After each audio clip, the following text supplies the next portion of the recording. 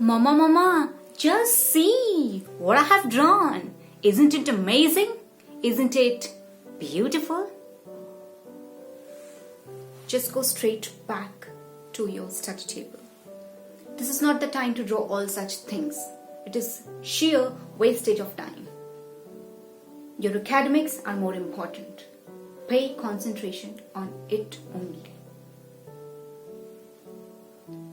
Do you do this? Had you ever faced this? Have you ever listened such things? I would say, my friends, by saying such words, you are snubbing the potential, the creativity of your child. I remember when I first drew it, I got the same comments from my elders, from my teachers. And that snubbed me, that killed my creativity and made me underconfident.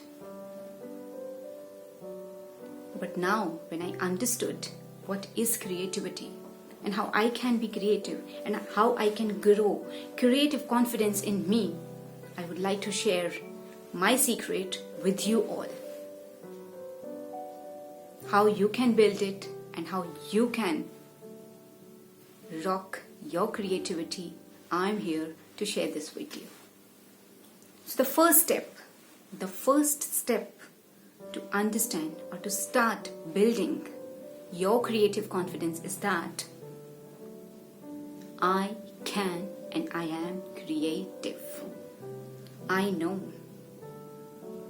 that we have been stopped from doing what we really want to do, but still you have some way. Just remember those times now, even present times as well. If someone allot you some work and you just give an excuse, no, I can't, I cannot, I'm not as creative as you are. Isn't a complaint? Do you think it is just an excuse? You can't do it? You are not creative? Not at all possible. You all are creative. You can do. So build and tie the note if you really want to become creative confidence. If you really want to become creative, yes, I can and I am creative. Each one of us is uniquely blessed with something different, some kind of potential that you have to tap inside to find out and to build it. So the first step is I can. The second, very important, it's not only about creativity or saying I can. You cannot recite the mantra I can, I am creative. That will not work only. You have to move a step ahead. So what is that? It is to take action. It's not about creativity. It's about how creative you are, and how creative you are can be built if you take your creativity into action, if you bring it into action. You have to take action for that. If you think you can sing well, start with it. If you think you can write well, start with it. If you think you can play guitar, if you think you have leadership qualities, if you think you can communicate well, whatever be the potential you have, start with it right now. Take action. I had even talked about design thinking in my previous session, and it included defining your task or problem. Second, ideate. And third, I would definitely want to say you put your things into action. Your ideas will be nothing, your creative will be nothing if you will not take action. So the second step is take action. Your creativity will start building. The third step, very important one, learn to go for some deep work.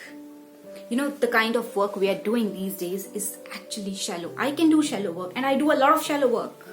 Now how? I'll tell you. While checking my notebooks, I can listen to music. While cooking tea, I can prepare a vegetable as well. And even I can look around many things. When I'm writing my book, I can check my Facebook notifications or WhatsApp notifications. You know what I'm doing? I'm spoiling myself.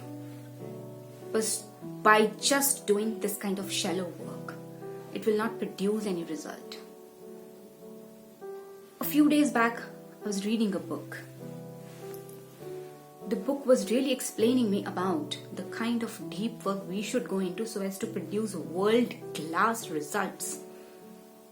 It says, after a few years, the kind of shallow work we are doing, as if I am doing, will be replaced by human intelligence, by artificial intelligence or the robots.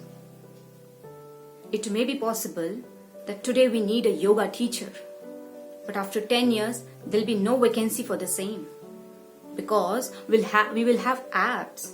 Right now, these days also we'll have, but within 5 or 10 years, the space will not be there at all for them, because your apps will tell you, straight your hand more, it's not straight, stretch your leg, and it is going to be more perfect than that particular yoga teacher.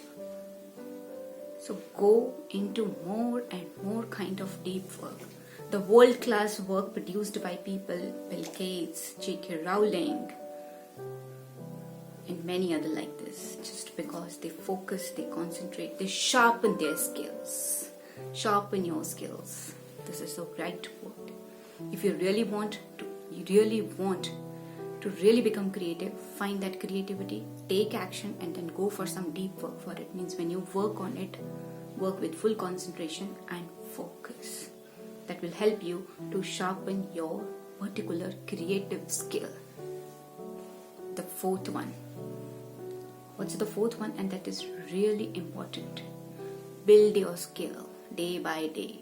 Day by day. Build your skill. Now how? Suppose. Now what kind of skills I really require to become a storyteller, a story shower, I would say these days, because the tech world has changed and I have to produce my stories online. How I can? What should be the new way? Voice modulation, diction, expression, a presenter, shower, usage of props, many things, many kind of skills I require in order to become a great story shower or a storyteller. So out of these 5 skills, take one. Suppose I took voice modulation. I'll work for it. I'll take one skill at a time for that particular creativity to build. You know dominoes effect? Once you hit one domino, your other dominoes automatically fall. So similarly, the things work with our skills as well. Once we start working on the first skill or any of the skill that we have picked, other skills will automatically start working for you. Trust me, things are not going to be tough for you. So take one skill at a time, build it. In many of the books I have read that to become a masterpiece of a particular skill, you have to work for 10,000 hours. I mean around 5 years if you work for 1 hour per day. But I will suggest to you, you can learn a skill in 30 days. If you work for it 45 minutes per day, you will learn a skill. I'm not saying become the master. To become master, you have to go for 10,000 times. But to learn, 30 days, 45 minutes. So take that skill. And once you build that particular skill, the things will work. You'll become hardworking. That is what. So take one skill at a time. And the last I would like to say, my friends, is read, read, read and read. Now you must be thinking, by reading, I want to say read books. Read a lot of books. People will suggest this. But I would really suggest read everything like a book. Wherever you are going, see everything like a book. Suppose if I'm having this mobile in my hand, I have to look it into as a book, as a creative thing which is going to narrate. I'm a storyteller, so I have to. It is saying me a lot of stories. People don't let me to retire. They don't let me to rest. Even I'm at their pillowheads at night. I don't get rest. He must be shouting, must be saying something a lot to me. You see that I'm saying this mobile as he. So look, everything, have a different perspective, have a different outlook for something. Everything.